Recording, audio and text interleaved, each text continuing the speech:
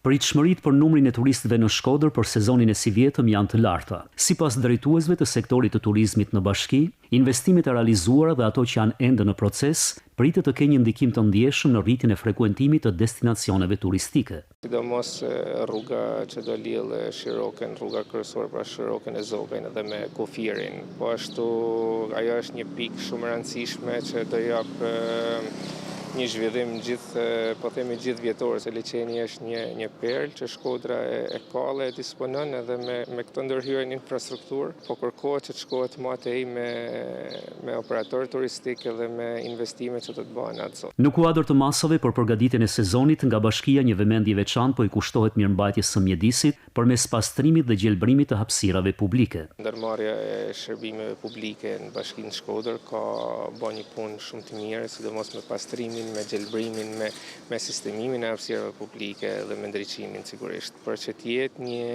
një qytet, ketë një shumëllojshmëri nga të gjithë anët e botës të turizmit. Dukuri e viteve të fundit është zgjerimi në kohë i sezonit turistik, duke e kthyer Shkodrën në një destinacion gjithëvjetor. Vitin e shkuar Shkodra u rëndit si qarku me numrin më të madh të vizitorëve në vend.